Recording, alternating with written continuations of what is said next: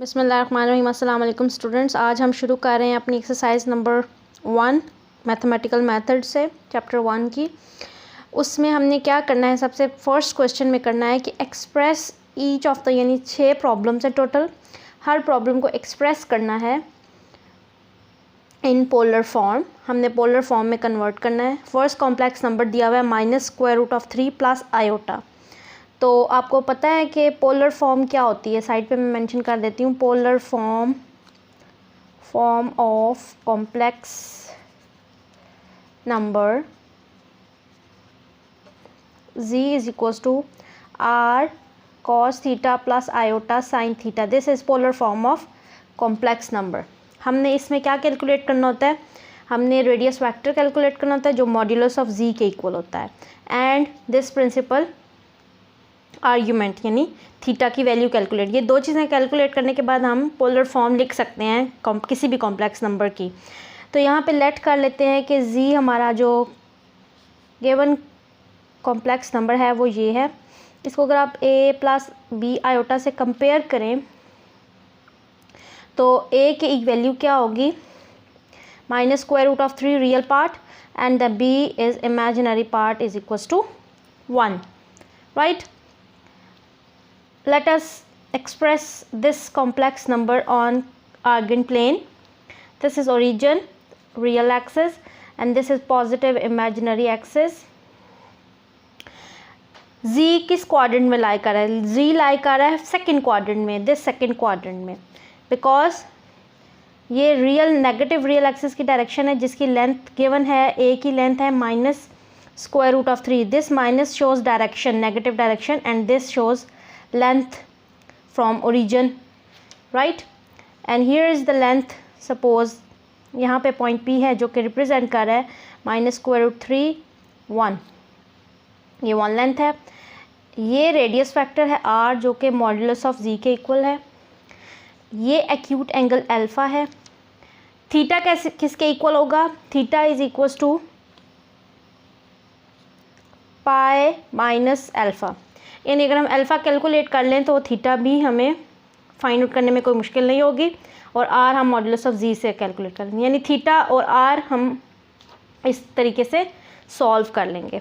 तो स्टार्ट करते हैं। सबसे पहले हम कैलकुलेट कर लेते हैं r. What is r, modulus of z, and modulus of z is equals to real part square which is -√3, तो वो 3 हो जाएगा, plus imaginary part square which is 1 square 1, and r is equals to √4 and equals to 2। Plus minus 2 इसलिए नहीं लेंगे क्योंकि radius factor is basically length of this line from origin to point P, तो length can never be negative, so r is equals to +2। Alright, अभी theta calculate करने के लिए हम सबसे पहले in this triangle tangent alpha calculate करेंगे जो हम थियोरी में पढ़ चुके हैं। Alpha equals to tangent inverse using modulus b/a, and b is 1 और a है -√3। तो मॉड्यूलस इस माइनस साइन को ख़त्म करेगा, तो रिज़ल्ट क्या आएगा, alpha is equals to tangent inverse 1/√3 which is equals to π/6, right. तो अल्फ़ा की वैल्यू आ गई π/6, एंड हमें पता है theta equals to pi minus alpha. Theta lies in second quadrant, so z lies in second quadrant, so theta equals to pi minus alpha, and pi minus alpha is π/6, right. तो ये हो जाएगा 6 pi minus pi 5 π/6। ये आ गया principal argument यानी 5 π/6। अब theta की value और आर की वैल्यू हम सब्स्टिट्यूट कर देंगे पोलर फॉर्म में। R is 2, here r is 2 and theta is this, तो cos 5 π/6 प्लस आयोटा साइन 5 π/6। इसको आप इस तरह से एक्सप्रेस भी कर सकते हो, 2c आयोटा s 5 π/6, राइट। तो ये हमारी फर्स्ट प्रॉब्लम सॉल्व हो गई। अब सेकंड प्रॉब्लम देखते हैं वो क्या है, ये आपने नोट कर लिया होगा सारा। सेकेंड प्रॉब्लम पे चलते हैं।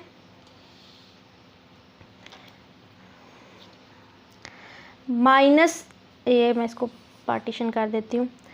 सेकेंड है माइनस आयोटा, यानी रियल पार्ट इसमें ज़ीरो है। You can express it as zero minus iota. Let z equals to a plus b iota is equals to zero minus iota implies a is equals to zero and b equals to -1। Clearly z कहाँ लाई करेगा? आप यहाँ पे देखो कि real part zero है और imaginary part 1 है।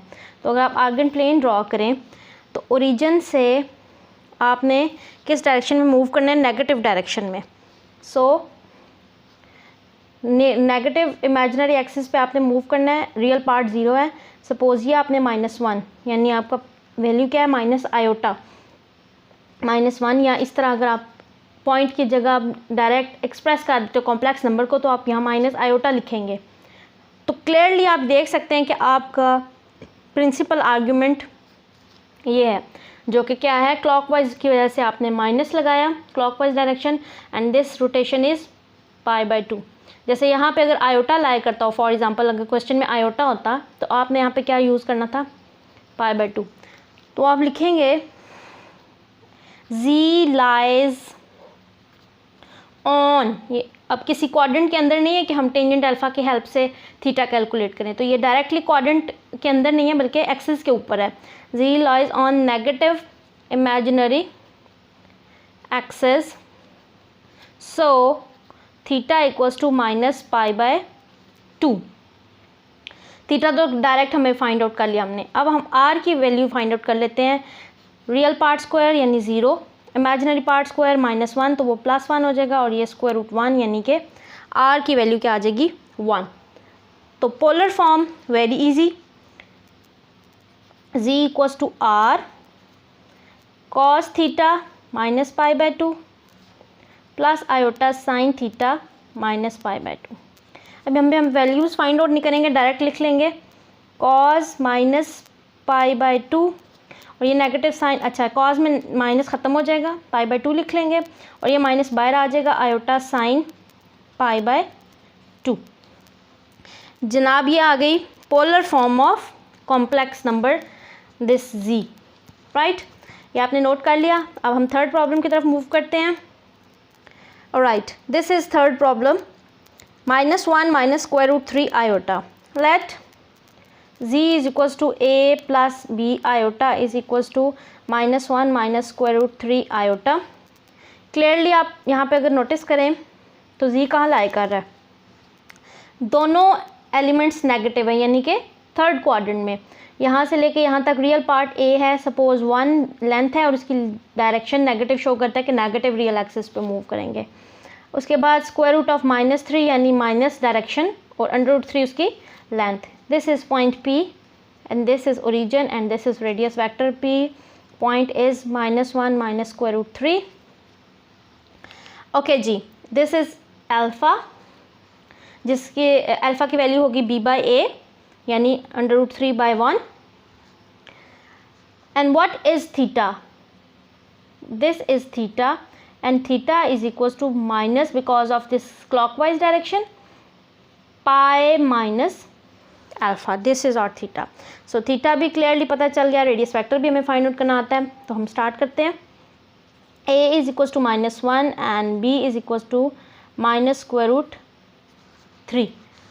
Alright, r is equals to real part square into plus imaginary part square, यानी 1 square plus √3 plus square तो 3 √4 and equals to 2, right? And alpha is equals to tangent inverse b/a, यानी tangent inverse minus ख़त्म हो जाएंगे, √3, and tangent inverse यानी alpha की value क्या आ जाएगी? 60 डिग्री यानी π/3। z lies, where z lies? z lies in third quadrant. So theta is equals to -π minus alpha, यानी pi minus alpha is pi by 3 and which is equals to minus 2 pi by 3. This is principal argument theta जो कि है argument of z, right. तो अब हम इसको polar form में लिखते हैं z को r cos theta plus iota sine theta, this is polar form, and r is equals to 2 जैसे कि हम यहाँ पे फाइंड आउट कर चुके हैं, and theta is minus 2 pi by 3 plus iota sign minus 2 pi by 3. Cause में negative sign ख़त्म हो जाएगा और साइन का नेगेटिव साइन बाहर आ जाएगा, तो वो हो गया cos 2 pi by 3 minus iota sine 2 pi by 3. This is polar form of complex number. Diagram बनाना ज़रूरी नहीं, लेकिन कॉन्सेप्ट्स के देखने वाले को भी पता चलेगा कि आपके बिल्कुल क्लियर हैं, कोई रट्टा नहीं लगाया हुआ, आपने सारी चीज़ें आपको क्लियर हैं कि what is theta, how you calculate theta, right. तो बेहतर है कि आप डायग्राम ड्रॉ करें, लेकिन ये कंपलसरी नहीं है, आप सिंपल ये सोल्यूशन भी दे सकते हैं, राइट. ओके जी, question number 4. Question number 4 is z is equals to, let z is equals to a plus b iota is equals to minus 1 plus iota. Clearly a क्या होगा -1 and b is equals to 1. a negative है और b positive है, second quadrant आ जाएगा, ठीक है. यहाँ पे ड्रॉ करके चेक करते हैं कि अल्फ़ा की वैल्यू क्या होगी. सपोज़ ये पॉइंट p है, -1 और 1, दिस लेंथ इज़ 1 एंड यहाँ से नेगेटिव लेंथ है, यानी कि नेगेटिव डायरेक्शन है और लेंथ 1 है. Negative sign represents direction, positive है, ये नेगेटिव है, तो वो नेगेटिव रियल एक्सिस पे है. Alright, and this is angle alpha and theta is equals to pi minus alpha. Alright, तो अब स्टार्ट करते हैं हम अपना सोल्यूशन. सबसे पहले r कैलकुलेट कर लेते हैं, रियल पार्ट स्क्वायर यानी -1 square plus 1 square square root 2, and let आप स्टार्ट करते हैं, फाइंड आउट करते हैं हम क्या, alpha. Alpha is b by a यानी 1 over -1. Tangent inverse b by a यानी tangent inverse 1 which is equals to pi by 4 यानी 45 डिग्री पे टेंजेंट इनवर्स 1 देगा आपको. And theta argument of z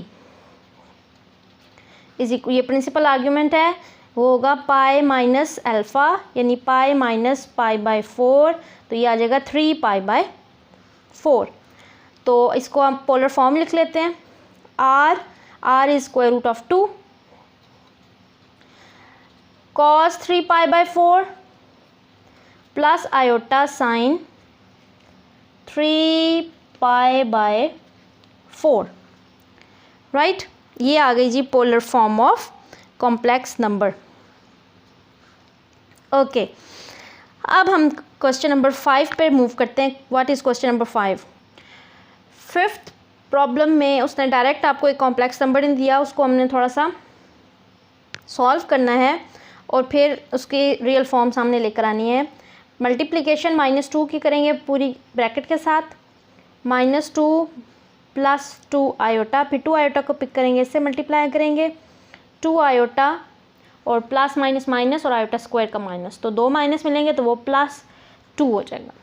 अब यहाँ पे आप देख सकते हैं 2 and -2 are additive inverses of each other. तो इससे क्या हो जाएगा, एडिटिव इन्वर्स जब आपस में मिलते हैं तो रिजल्ट क्या देता है, एडिटिव आइडेंटिटी, जो कि होता है 0. Plus 2 iota is 4 iota. Clearly ये a क्या है और b क्या है. अब a है यहाँ पे 0 एंड b है 4. एंड वेयर z लाइज, ये कॉम्प्लेक्स नंबर कहाँ लाई करता है. यहाँ पे अगर आप चेक करें, this is origin and real part is 0, only imaginary part 4 iota, right. तो ये क्या है, clearly lies on positive imaginary axis, as clearly z lies on positive imaginary axis. तो थीटा की वैल्यू क्या होगी, पाई बाय 2 यानी 90 डिग्री। तो इसको हम सॉल्व कर लेते हैं। So theta equals to pi by 2 and what is r? Real part square, 0 imaginary part square यानी 4 स्क्वायर। 0 प्लस 4 स्क्वायर 16 यानी कि रिज़ल्ट क्या आ जाएगा? 4। ऑलराइट, अब यहाँ पे हम पोलर फॉर्म लिख लेते हैं। R cos pi by 2 plus iota sine pi by 2 which is equals to 4 and c iota s pi by 2। ये आपका पोलर फॉर्म आ गई क्वेश्चन नंबर 5 के लिए, राइट? ये आपने नोट कर लिया होगा सारा। एक मिनट देख लें आप इसको और मैं नेक्स्ट क्वेश्चन पे मूव करती हूँ। Question number 6। जी आपको दिया हुआ है जी -34 आयोटा ओवर 5 -3 आयोटा। डिनोमिनेटर में आयोटा है, इसको रैशनलाइज कर लेते हैं, यहीं पे सिंप्लीफाई करते हैं इसको, कॉन्जुगेट से मल्टीप्लाई और डिवाइड करेंगे। यहाँ पे आप देखें कि जब नीचे हमने जो रिज़ल्ट प्रूफ किया हुआ था कि z को उसके कॉन्जुगेट से यानी 5 -3 iota multiply by it's conjugate, तो मॉड्यूलस ऑफ z स्क्वायर आता है यानी 5 स्क्वायर प्लस 3 स्क्वायर 25 प्लस 9 34 होता है। तो इसको अब इनसाइड मल्टीप्लाई करने की ज़रूरत नहीं, हम यहीं से इसको कैंसिल कर देंगे, राइट? तो ये -34 iota 5 plus 3 iota divided by 5 square plus 3 square, modulus का स्क्वायर है, स्क्वायर रूट नहीं आएगा ऊपर, ठीक है?